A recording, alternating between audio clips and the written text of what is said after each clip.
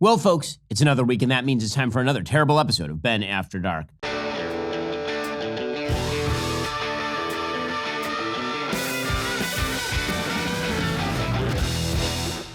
It has been quite a week for President Donald Trump. There were ups, there were downs, there was laughter, there were tears. It was basically an entire season of Is It Cake? And in the end, indeed, it was cake. Made anywhere but China. Well, at the end of the week, things appeared to have ended on a bit of a positive note, unless you are an art enthusiast. A British woman named Sarah A. Boardman created this rendering of Donald Trump for the Colorado State Capitol 6 years ago. This week, she claimed that his negative review of the piece has put her 4-decade art career at risk. Though I can guarantee you the A does not stand for artist. This isn't Sarah A. Boardman's first presidential commission for Colorado, though it definitely is the derpiest. It was paid for by a Colorado Republican-led GoFundMe back in 2019, but it only recently caught President Trump's ire, leading to its immediate removal from public viewing. Thank God he has not seen Boardman's first idea for the piece. But still last month, President Trump wrote on Truth Social, quote, "Nobody likes a bad picture or painting of themselves, but the one in Colorado was purposefully distorted to a level that even I, perhaps, have never seen before." That just proves to me that President Trump has not properly perused Reddit for fan art of himself, which, unfortunately, my producers have. Mr. President, it gets way, way worse. Well, to prove this, I've decided to feature some of the best and brightest online masterpieces that supposedly depict me, hoping it might just make the president feel better about his own representation in art, because I unfortunately do not have the presidential power to make them disappear forever. So, first up, while Trump's portrait looks like the Mona Lisa compared to whatever this is, my eyebrows are basically skate ramps. This is what my Guess Who tile would look like. In this one, I'm apparently a horror movie villain, trapping you in my final bloodthirsty puzzle and laughing at your impending doom. To be fair, this is a riff on me making my Kamala Harris hysterical laughter face, so I guess it's actually a parody of Kamala by way of a parody of me, but it's also the last thing you see, if you value feelings over facts.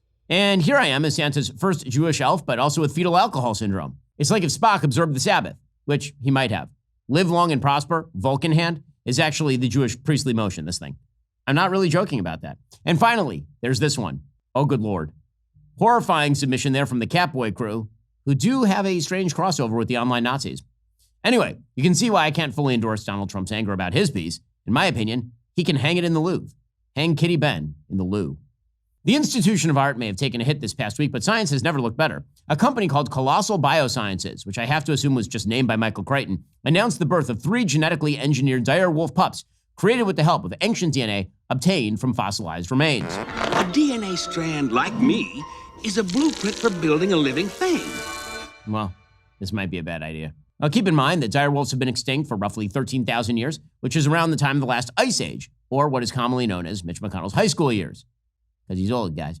Anyway, they're calling these creations the first ever successfully de-extincted animal. And with the project now complete, they will look to resurrect other dead mammals where traces of DNA are available to splice. Imagine if they'd had this before the election. Still would have lost. Now, like real player haters, some experts are warning those who are celebrating that these pups are actually just modified gray wolves, since the gray wolf was involved in the gene editing. For reference, they think this is like Elizabeth Warren calling herself Native American. Sure, it's there, but the only TP she's seen is the one that wipes her. Anyway, the 2 male pups were now named Romulus and Remus, a nod to Rome's founders who were raised by a she-wolf, while the lone female specimen is called Khaleesi, in honor of the Game of Thrones character, a series where dire wolves played an essential role in the story. Or at least we think so, but won't actually know until George R.R. Martin actually finishes the story.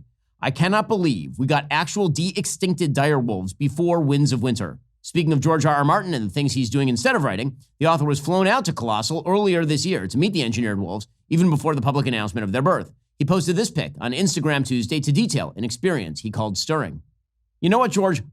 You and your stupid hat. We've been waiting for a decade for a decent ending to Game of Thrones, and instead you're flying around to meet actual de-extincted dire wolves. I hope they de-extinct a dragon so it can crisp you, you lazy asshat.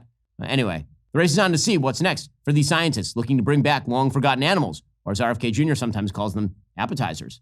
And if they're looking for ideas of what to bring back, may I be the first to suggest? Ellen Page.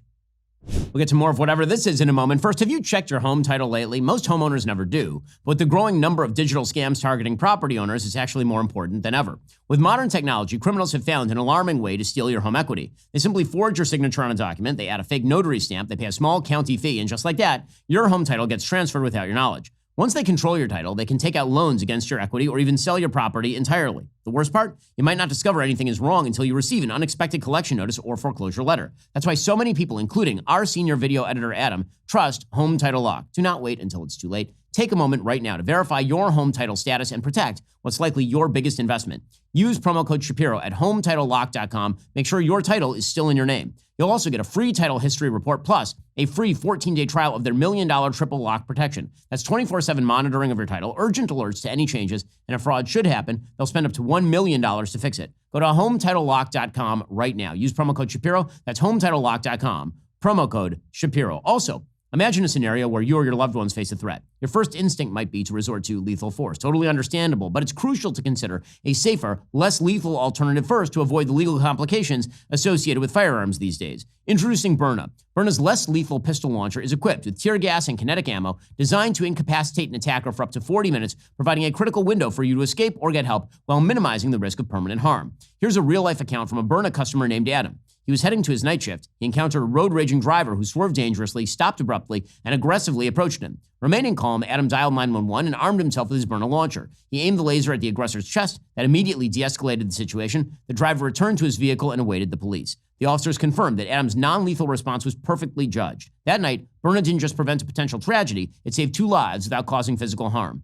Byrna is legal in all 50 states. It requires no background checks. It can be conveniently shipped directly to your door. Over 500,000 units have been sold already. Thanks to Byrna for sponsoring this video. If you haven't yet, go check out this week's episode of Ben After Dark on Daily Wire Plus, brought to you by Byrna.